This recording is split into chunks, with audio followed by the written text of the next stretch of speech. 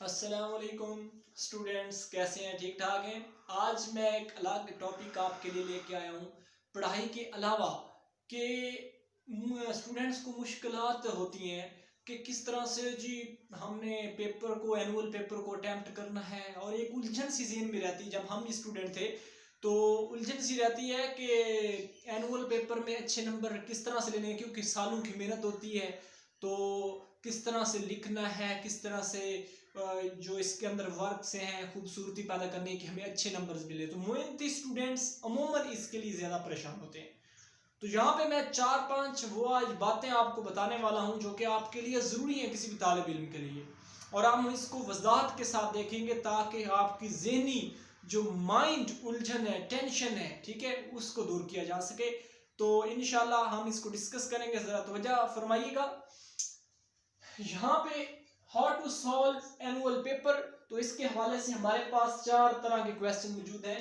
Question number 1 क्या है? Margin lines, ठीक है जी, मार्जिन लाइन, बॉर्डर लाइंस। दूसरे नंबर पे है क्वेश्चन नंबरिंग, किस तरह से क्वेश्चन नंबर देना है एनुअल पेपर में। तीसरे नंबर पे है राइटिंग का इशू। कई स्टूडेंट्स लायक तो होते हैं, ज़हीन भी होते हैं, उनकी राइटिंग का इशू आता है, तो इसको हम डिस्कस करेंगे। और फोर्थ नंबर पे है डिफरेंस ऑफ मेन थिंग्स, जो मेन एक क्वेश्चन में चीज है उसको किस तरह से वाजे करना है, ठीक है। तो पहले नंबर पे इशू है मार्जिन लाइंस का। देखिए, जब भी किसी एग्जामिनेशन सेंटर में एनुअल पेपर में जब एग्जामिनर पेपर की कापियां जो होती हैं जिस पे आपने लिखना होता है वो आपको तकसीम कर दी जाती हैं, और स्टूडेंट जो पेपर देने जाता है उसको चाहिए कि वो 10-15 मिनट पहले पहुंचे ताकि वक्त पे उसको कॉपी मिल जाए। लेट जाएगा तो कॉपी लेट मिलेगी सबसे एंड पर। तो एनुअल कॉपी टाइम पे मिलने का फायदा उठा सकते हैं आप। किस तरह से? अमूमन स्टूडेंट्स इस चीज को इग्नोर कर देते हैं। आपको चाहिए कि 10-15 मिनट कॉपियां तकसीम हो रही है और अभी आपको क्वेश्चन पेपर नहीं मिला है, तो आपको चाहिए उस 10-15 मिनट या 5 मिनट भी है, वो 5 मिनट भी आपके लिए कीमती है, तो आपको चाहिए कि वो बॉर्डर लाइंस लगा लें। ठीक है, आपके पास एक स्मॉल सा स्केल हो, एक खूबसूरत मार्कर हो, और उससे आप अपनी बॉर्डर लाइंस मैनेज कर लें कि आपने कितना लिखना है। तो बॉर्डर लाइंस मेरे ज़हन के मुताबिक, मेरे हवाले से जी, ये एक इम्पोर्टेंट चीज़ है। इससे पेपर में एक तो लिखना कम पड़ता है, ये भी हो जाता है। दूसरे नंबर पे मेन चीज़ जो है ये खूबसूरती है, बंदे को एक सीक्वेंस मिल जाता है कि किस तरह से लिखना है। तो जब आपको कॉपीज मिल जाए एनुअल पेपर की, तो आपने पहले नंबर पे क्या करना है? Margin lines. तो आपने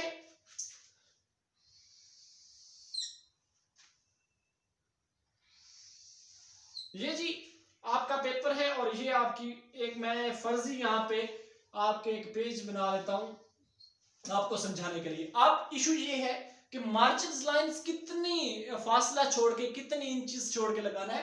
तो 1/2 इंच इधर हो और 1/2 इंच इधर हो कॉपी पे, और आपने मार्जिन लाइन दोनों साइड पे लगानी ताकि खूबसूरती पैदा हो सके। तो ये मार्जिन लाइन होगी। दूसरे नंबर पे जो क्वेश्चन, ये पहला क्वेश्चन कंप्लीट। आपका दूसरा क्वेश्चन है क्वेश्चन नंबरिंग। जी, क्वेश्चन नंबरिंग किस तरह से देनी है? इतना वक्त नहीं होता कि स्टूडेंट पूरा क्वेश्चन लिख सके। हाँ, कई स्टूडेंट करते हैं जी क्वेश्चन नंबर फुला और डायरेक्ट आंसर उसका स्टार्ट कर देते हैं। ये बात भी गलत है, इसको इग्नोर ना करें। सवाल के अंदर जो चीज, क्वेश्चन के अंदर इंपॉर्टेंट चीज पूछेगी वो छोटी सी चीज लिखें और उसके नीचे उसका आंसर लिखें और उससे स्टार्ट कर दें। मतलब आप सेक्शन 1 अमूमन एफएससी क्लासेस में, छोटी क्लासेस में एमसीक्यूज का होता है। सेक्शन 2 आप इस तरह से लिखें जी,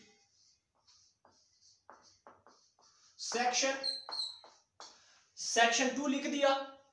अब जी आपके सेक्शन 2 में क्वेश्चन नंबर 1 है और उसकी जूजीज हैं 1 2 3 4 5। तो आपने जो पहले आपको आसान लग रहा है पहले वो करेंगे, लेकिन नंबर भी उसी के देना है। ये नहीं कि क्वेश्चन आप तीसरा लिख रहे हैं और नंबरिंग आप पहले की दे रहे हैं, इससे आपका सवाल गलत हो जाएगा, क्रॉस कर दिया जाएगा। नंबरिंग सेम देनी है। अगर ये ना हो कि आप लिख कोई और रहे और नंबरिंग किसी और क्वेश्चन की दी है, तो इससे आपका क्वेश्चन गलत साबित होगा और उसे क्रॉस कर दिया जाएगा। ये चीज आपने ज़हन में रखनी है।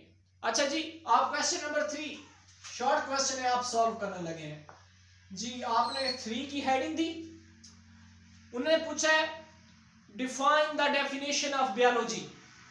डिफाइन द, और जी स्टूडेंट लिखने लगे हैं define the definition of biology. ये इस पे वक्त लगता है, तो आपने इस चीज को मैनेज किस तरह से करना है, मतलब define the definition of biology.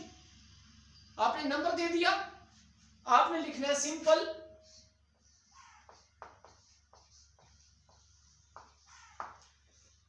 Biology और नीचे आपने डेफिनेशन स्टार्ट कर देनी है।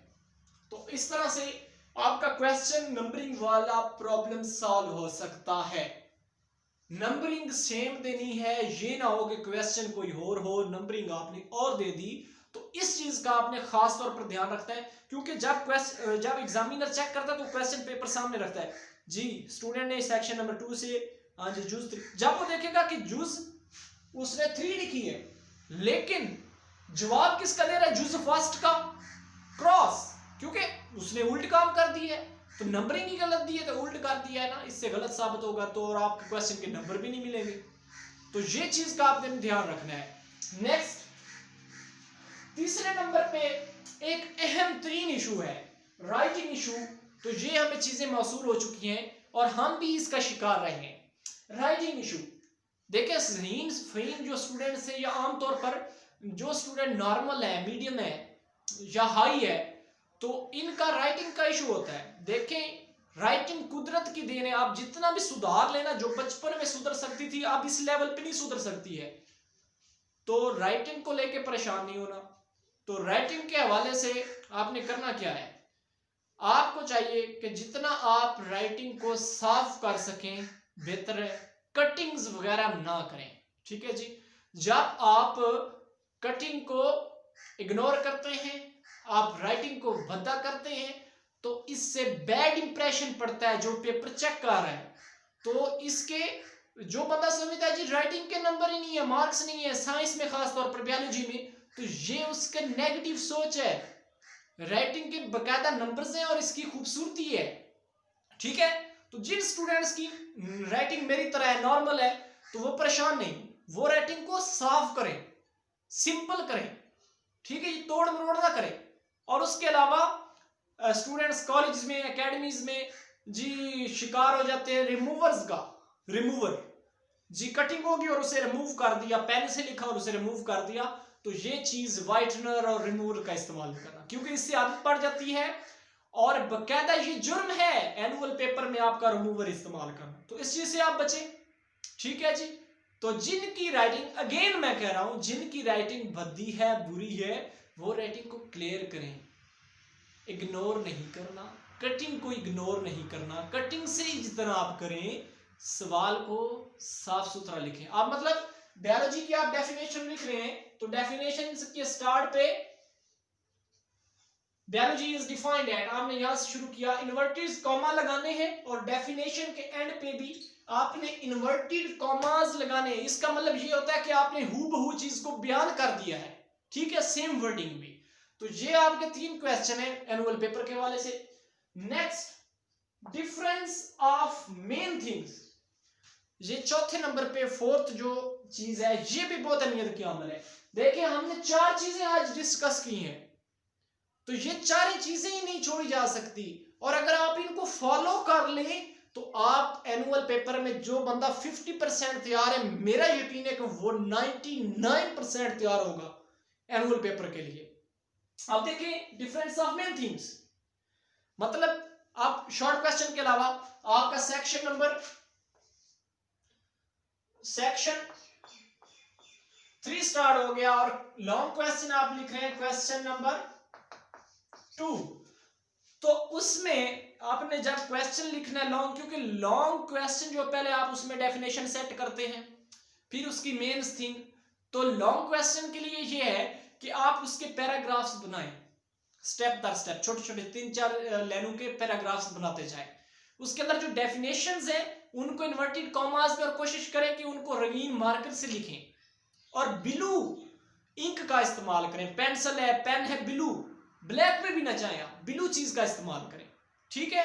तो इस चीज का आपने खास ध्यान रखना है। और जो चीजें हैं मेन थिंग्स है लॉन्ग क्वेश्चन में, उनको आपने ओवरव्यू करना है, हाइड नहीं करना है, ठीक है जी, उनको हाईलाइट करना है। ताकि एग्जामिनर के लिए आसानी पैदा हो। वो जब आपके पेपर को देखो जी में सवाल लॉन्ग है, उसके अंदर 5-6 मेन चीजें हैं, तो आपने वो मार्कर से रोशन करके रोशन लफ्जों में लिख दी है, तो एग्जामिनर के लिए that is possible to check. ठीक है जी, वो इसमें कोई परेशानी लाक नहीं होगी और वो आसानी से चेक करेगा और उतने खुश होकर आपको मार्क्स देगा।